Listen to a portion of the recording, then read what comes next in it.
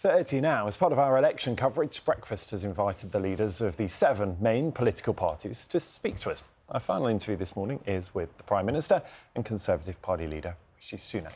Mr Sunak joins us now live from Oxfordshire. Good morning to you, Prime Minister. Good morning, Sally. How are you? Thanks for having me. Really good, thank you. 2 days to go.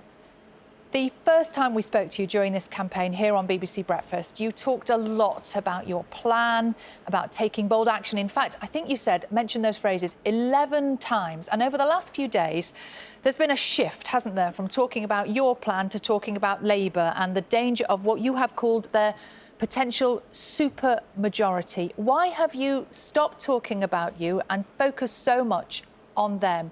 Is this the language of defeat now?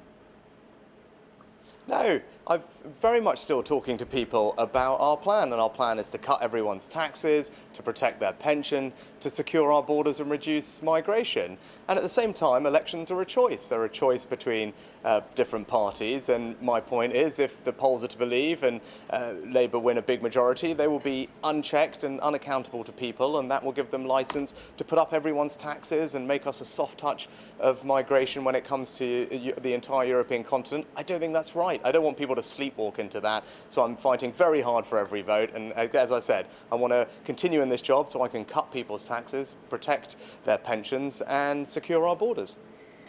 Let's go back to 2019. In that election, the Conservatives won by 80 seats. In 1979, Margaret Thatcher won by 70 seats, fairly hefty majorities there. So are you saying that those two results could potentially have been dangerous because at the time the government might have had too much power? Well, my point to everybody is this is a really important choice about our country's future, about who governs our country for years. And whilst of course I appreciate the frustrations that people have with me, with the party, it's been a difficult few years and we haven't got everything right or made as much progress in every area as we would like. This is a really important vote in a couple of days, and that will have a huge impact on people's lives, and particularly their livelihoods and their financial security. I want to cut people's taxes, as we've now started doing, and Labour would raise them by thousands of pounds. I want to continue bringing down migration, secure our borders. Labour wouldn't do that. They'd make us the soft touch of Europe, have no plan to stop the boats, as anyone who watched your election debate would see. And I want to protect people's pensions, whereas millions of pensioners, in fact all pensioners under a future Labour government, would face paying a retirement tax on their state pension for the first time in our country's history. So these are big consequences for people that I'm urging everyone to think about as we head into the final couple of days of the campaign. Labour would disagree on those 3 points that you have just made, but you mentioned there's something that I'm fascinated by. You appreciate that people are frustrated with you.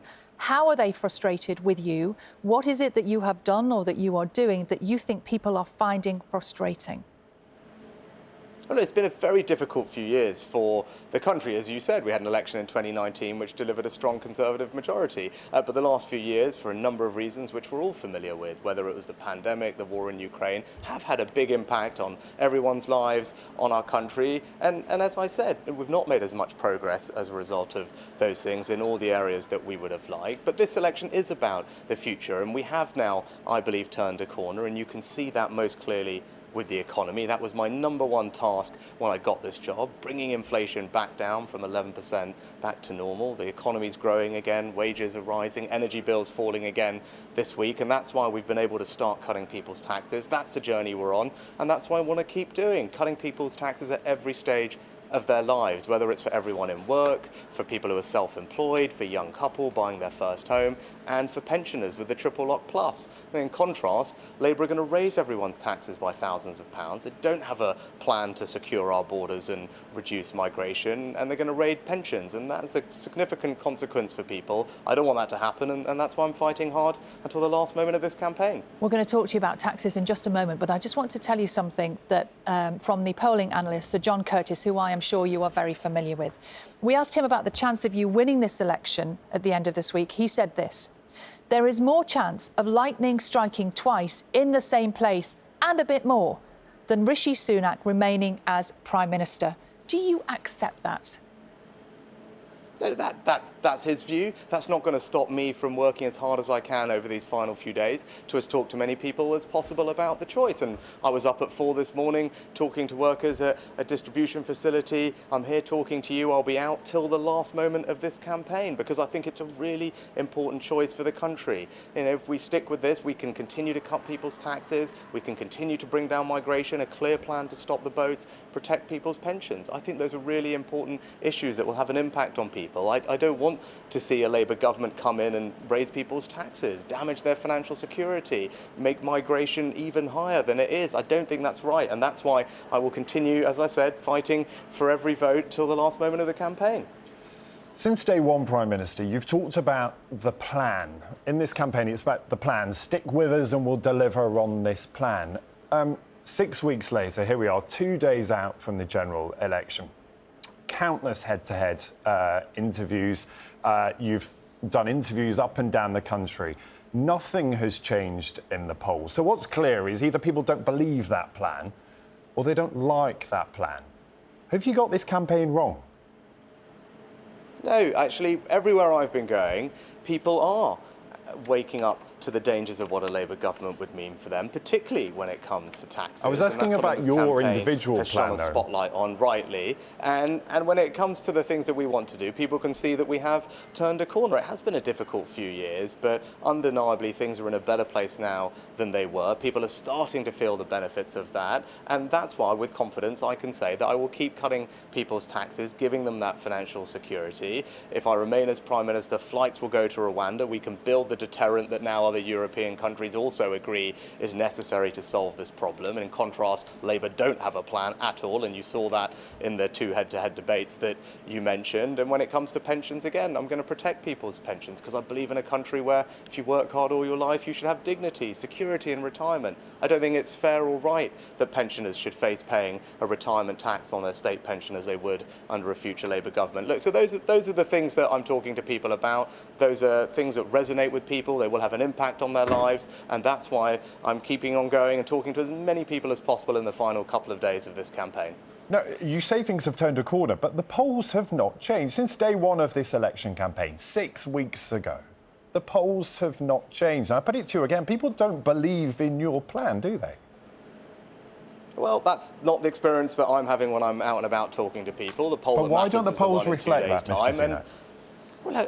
Well, my job is to focus on the substance, is to explain to people that if I'm fortunate enough to continue as their Prime Minister, what will I do for them? And what I'll do is cut taxes for them at every stage in their lives, building on the economic progress that we've made. I've got a clear plan to stop the boats and make sure we establish a deterrent so that if people come here illegally, they can't stay and they'll be removed, because that's the only way to solve this problem. You know, those are substantive issues. That's what I'm talking to people about. I work day and night to deliver for people, and actually the conversations I'm having with people aren't about commentary on the campaign. They're about the issues that affect their lives and the difference I want to make to them if I'm able to continue as Prime Minister. And that's the choice for people to consider on Thursday, is they want to have their taxes cut, their pension protected, and our border secure with the Conservatives. And if that doesn't happen and Labour have a blank cheque to do whatever they want, that will mean people's taxes go up and we don't have border security and people's pensions are taxed and raided. So let's talk about those policies then. And you say that you need more time to deliver. And the reason I ask you about whether people believe in what you're offering is because you laid out 5 priorities, didn't you, last year? And I think if we look at them, they're about inflation, growing the economy, reducing debt, cutting waiting lists, and immigration, stopping the boats. I think you've met one of them, and it's questionable about how much credit the government can claim for halving inflation. And so that's why I wonder about trust and whether people should believe you, because you laid out some really clear 5 priorities, and you've met just one of them. Well, the first thing, actually, thank you for acknowledging that, Ben. You said I laid out 5 very clear priorities. That in and itself is not something that you get from Keir Starmer and the Labour Party, because I am prepared to set out very clearly what I want to deliver for people and be held accountable for it. And that's the type of leader I am. You couldn't do the same thing for Keir Starmer or the Labour Party when he's on your show, because he doesn't have 5 very clear things that he wanted to achieve. So let's go through them. I said I'd halve inflation. It's more than halved, from 11% to 2%, lower than our major competitors. I said I'd grow the economy. Well, in the first quarter of this year, our economy grew faster than every other major economy, including France, Germany, Italy and America. It's questionable about which time period we look at there, Prime Minister. Well, I'm just going through it. As per the Independent Office for Budget Responsibility, they check that we're complying with our debt rules, and we are. In terms of waiting lists, I've been very upfront. We have not made as much progress as I would have liked, but they are now starting to fall, which is positive. And on stopping the boats, in the last 12 months, their numbers are down on the year before. But in order to fully solve that problem, I've always been clear, you need to have a deterrent.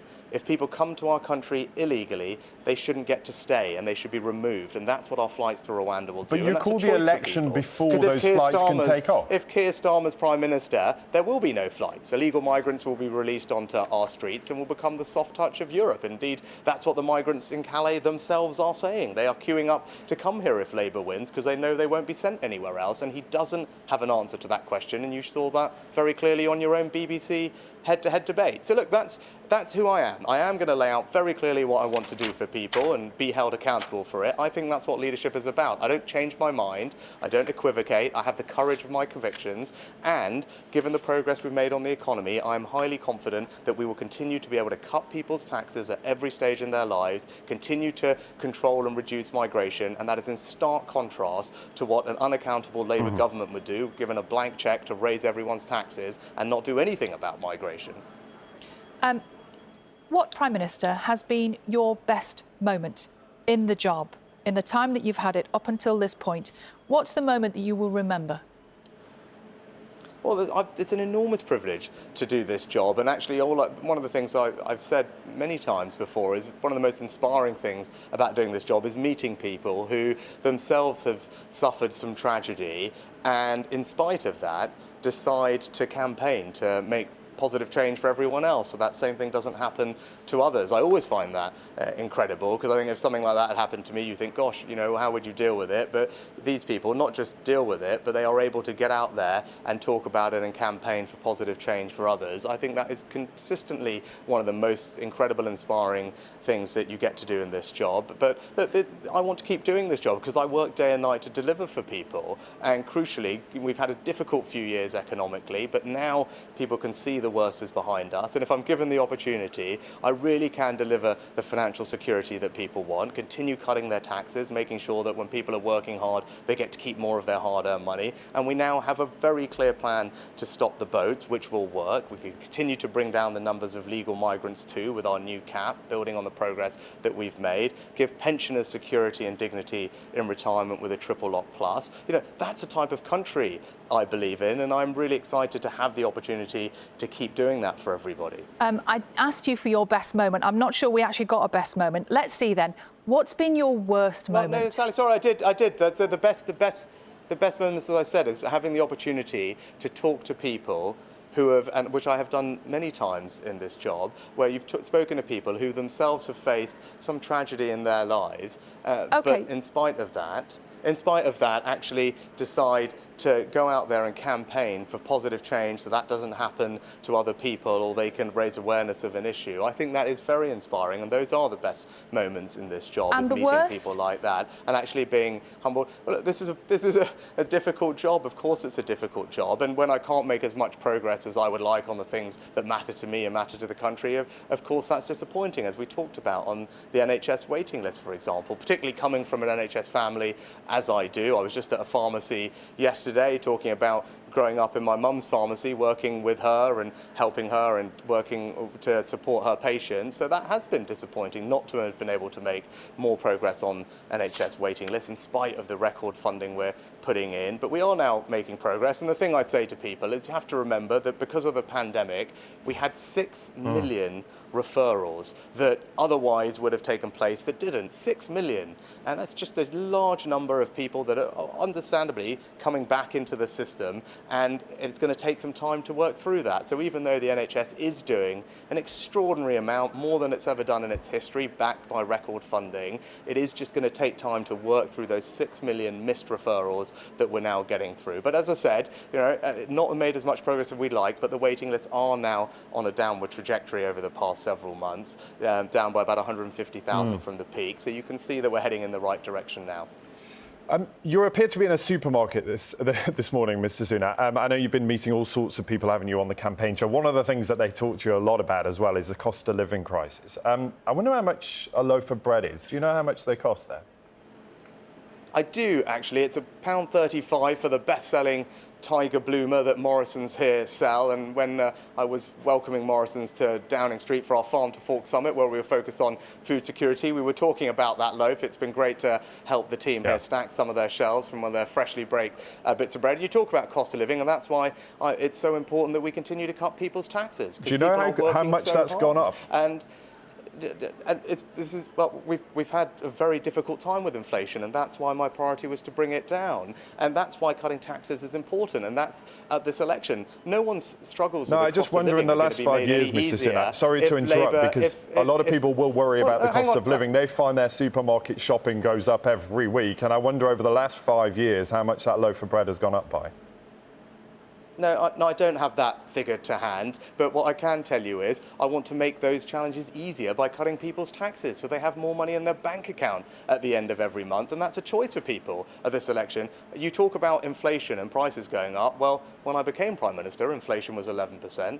It's now 2%, so that's my track record on bringing down inflation and easing those pressures. We're already cutting taxes for everyone in work this year by on average £900, and I want to go further. So for anyone who's struggling with a cost of living, what I want to do is give you more financial security, reward your hard work by making sure that we cut your taxes. You'll have more money in your bank account at the end of every month to spend on what you want to and support your family, and that's a choice at this election, because if Labour are in power, your taxes are going to go up.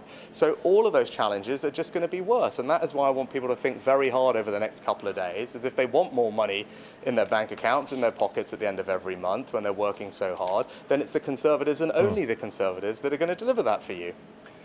It's actually gone up by 28%, according to the ONS. So, Prime Minister Rishi Sunack, good to have you with us this morning. Thank you. Thanks very much for having me.